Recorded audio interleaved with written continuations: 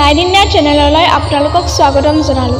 আজি মই আপোনালোকৰ বাবে এটা চমু বিহুৰ ৰচনা লৈ আহিছোঁ। যদি আপোনালোকক এই ভিডিঅ'টো ভাল লাগে তেন্তে প্লিজ লাইক, শ্বেয়াৰ আৰু সাবস্ক্ৰাইব কৰি দিব আৰু ওচৰতে থকা বেল আইকনটো ক্লিক কৰি দিব যাতে মোৰ নতুন ভিডিঅ'ৰ নটিফিকেশ্যনবোৰ আপোনালোকে পাই থাকে। আৰু আগতেও বিহুৰ ৰচনা দি থোৱা আছে, আপোনালোকে চাব পাৰে। ৰঙালী বিহুৰ বেলেগকে, মাঘ বিহুৰ বেলেগকে, কাতি বিহুৰ বেলেগকে বহুতকেইটা ৰচনা দিয়া আছে আৰু গোটেই তিনিটা বিহু একেলগেও ৰচনা দিয়া আছে। বিহুৰ ৰচনা ইংলিছতো দিয়া আছে, আপোনালোকে চাব, মই ডিছক্ৰিপশ্যনত লিংক দি দিম। বলক তেন্তে আজি ভিডিঅ'টো ষ্টাৰ্ট কৰোঁ।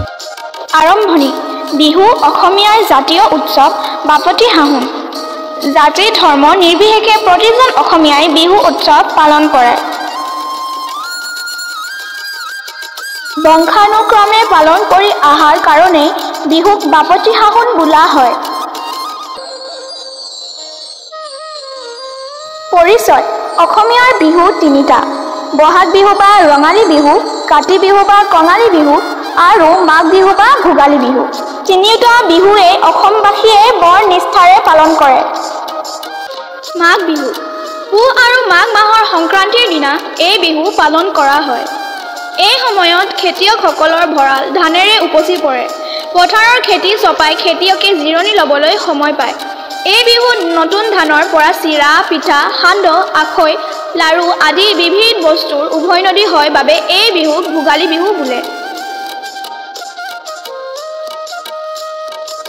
উৰুকাৰ ৰাতি মানুহবোৰে ঘৰে ঘৰে অথবা সমজুৱাভাৱে খেৰ বা নৰাৰে সজা মেজি ঘৰত ভোজ ভাত খায়।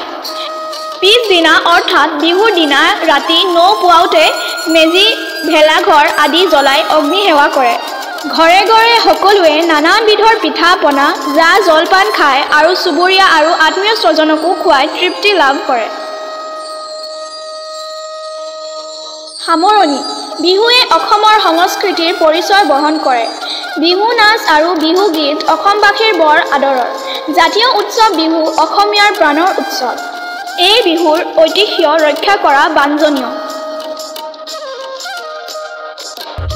যদি আপোনালোকে এই ভিডিঅ'টো চাই ভাল পালে তেন্তে প্লিজ লাইক, শ্বেয়াৰ আৰু সাবস্ক্ৰাইব কৰি দিব আৰু ওচৰতে থকা বেল আইকনটো ক্লিক কৰি দিব যাতে মোৰ নতুন ভিডিঅ'ৰ নটিফিকেশ্যনবোৰ আপোনালোকে পাই থাকে। আকৌ নতুন ভিডিঅ' এটাত লগ পাম। বাই।